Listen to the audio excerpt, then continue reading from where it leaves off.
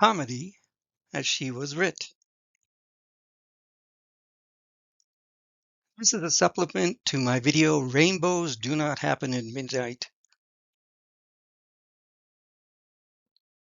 This is also a sequel to The Best for Comedy. Recall this slide from the Rainbows video, in which I present 4 premises and a conclusion to make the Oxfordian theory more sound. Let's go over the premises and the conclusion for a minute. Premise 1. The plays and poems in the first folio and quartos bearing the name Shakespeare, alternately Shake-Spear, show immense learning and life experience. Premise 2. There are records that Edward de Vere had the advanced education and life experience shown in the plays and poems. Premise 3. The writer Francis Mears put it in writing that de Vere was the best contemporary playwright for comedy. Premise 4.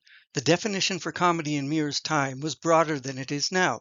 It meant any type of play. Our conclusion: Edward de Vere wrote the plays and poems in the first folio and the quartos that bear the William Shakespeare name. I said that the argument is sounder with the addition of P4.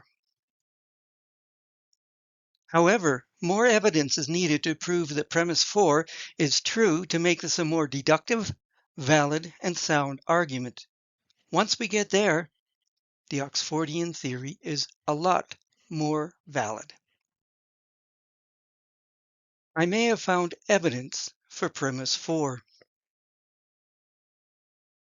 This is the relevant passage in Palladis Tamia, in which Mears writes, "The best for comedy amongst us be Edward, Earl of Oxford." Incidentally, the name Shakespeare is the 17th word from the bottom of the paragraph, which is to be expected if Oxford was the writer. This is from Mick Klingvall's website, Comédie dell'arte and Vulgar Comedy, in which he gives us 6 definitions of Italian theater. These were the old terms for Commedia dell'arte. Commedia abbraccia, old name for Commedia dell'arte, meaning comedy straight off, a level where the actors are spontaneous. Next, we have Commedia a soggetto, old name for Commedia dell'arte, meaning comedy on a given subject. Next, we have Commedia alla maschera, old name for Commedia dell'arte, meaning comedy in mask. We have next the Commedia erudita, the learned comedy played at the courts by amateurs. Then we have the Commedia improviso, old name for Commedia dell'arte, meaning improvised comedy. And finally, we have the overarching term Commedia dell'arte. Commedia dell'arte is comedy by a professional artisan troupe or as artist, and the term was not used until the 18th century. So these 5 terms meant the same type of play. The plays were spontaneous, on a given subject, done in masks, and largely improvised.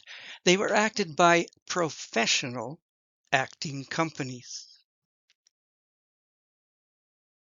The Commedia erudita was a form of Italian theater that was not what we know of today as comedy. It is the learned comedy played at the courts by amateurs. The erudita plays were written by the best writers and acted by the nobility. They were learned because they featured allusions and references and plot devices from classical literature and foreign literature. They also had more complex plots, more complex characters, and dealt with things that were not of interest to the public, which meant court intrigue, court gossip, and also history, theology, and current politics.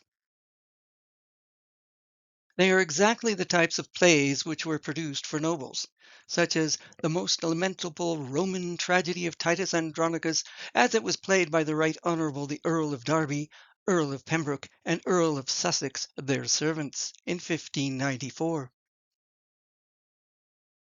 The subject matter was broader than comedy as we know it. It features tragedies, histories, satires, comedies, and masks which were a subset of the commedia alla maschera. Is this the evidence we need to support premise 2? That what Mears meant for comedy meant comedy erudiта? Think about it.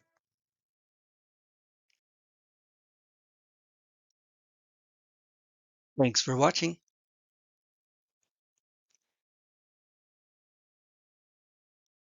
Stay safe.